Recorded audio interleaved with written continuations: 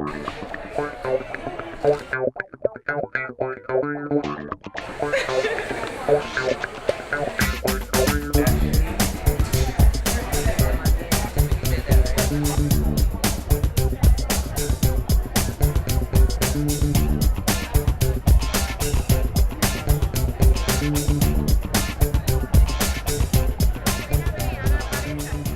fight poverty, people have to work.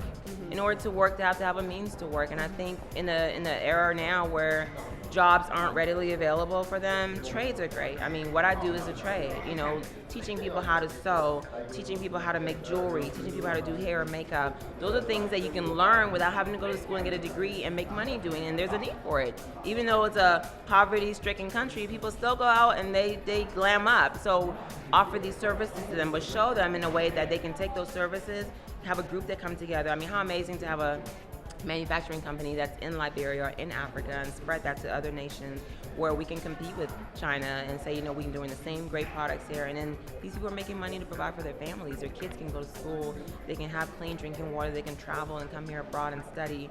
And I think that's the stuff. When you have all that stuff, it creates pride.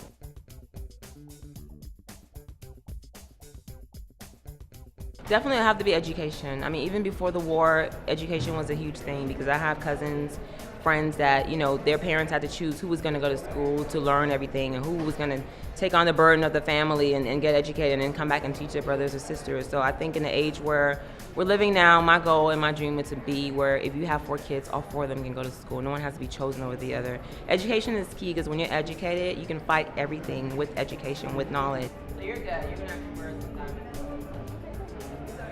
Yeah. And that's an easy one. I mean, I'm born in Liberia. You always have a connection to where you're born, where you're birthed, I didn't grow up there all my life, but I mean, that's where my heart is. I can never not be Liberian or African.